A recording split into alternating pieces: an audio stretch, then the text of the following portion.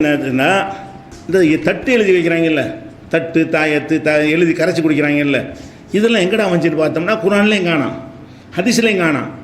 பார்த்தா ஷாஃபி மதுரை எழுதிக்கிறாங்க. மலையாளத்தையும் ஜாஸ்தி செய்கிறாங்க. கேரளா பூரா ஷாஃபிகள் தான். இந்த தட்டு மாய மந்திரம் செய்கிற ஆளுங்களாம் யாராக இருக்கிறாங்க? கேரளா ஆளுக்களாக தான் இருக்கிறாங்க. கேரளாவில் ஷாஃபிகள்லாம் அதிகம் இருக்கிறாங்க. அவங்க என்ன சொல்கிறாங்கன்னு கேட்டால், உலா யுக்குரஹு குத்துபு ஷையிமினல் குரானி ஃபி இனாயின் லியுஸ்கா மாவுஹுல் ஷிஃபா.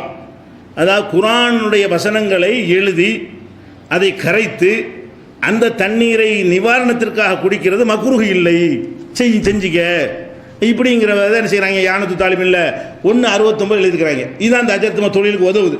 இந்த கிதாபை தூக்கி பிடிக்க காரணம் என்னென்னு கேட்டால், தட்டு எழுதுறது அதில் நிறைய சம்பாதிக்கலாம்ல. ஒடுக்குது போதனுக்கு இலையில் எழுதுறது, மற்ற நாட்களில் தட்டில் எழுதி கொடுத்து பேய் பிசாசுன்னு போகிறாங்கல்ல, எழுதி கொடுத்து 9 நாளைக்கு வந்து கரைச்சி குடிங்க இப்படின்னு சொல்வதெல்லாம் கிறுக்குத்தனம்னு சொல்கிறோம். எழுதுறது வந்து மைய தான் கரையும். குரான் அதில் வரும். எழுதுனது ஒருத்தன் திட்டி எழுதிட்டு கரைச்சாலும் அந்த மைய தான், அல்ஹம்துலில்லாஹ்னு எழுதிட்டு கரைச்சாலும் அந்த மைய தான். ரெண்டையும் டெஸ்ட்டுக்கு அனுப்புனா ஒரே ரிசல்ட் தான் வரும். அது ஒன்றுமே இருக்காது. மைய தான். எழுத்துங்கிற அந்த தோற்றத்தில் இருக்கிற வரைக்கும் தான் எழுத்து. அழிச்சிட்டோம்னா அது இங்கு தான். அது சரியா?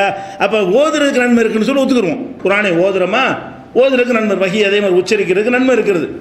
அவங்க என்ன செய்கிறாங்கன்னு கேட்டால், எழுத்தை கரைச்சி குடிக்கலாம் என்பது அது செய்யலாம், தப்பு கிடையாது, மக்ரூலாம் கிடையாது. அந்த பிஸ்னஸ்லாம் பண்ணுறதுக்கு எது காரணமாக இருக்கிறது? இது காரணமாக இருக்குது. இது என்ன வகி?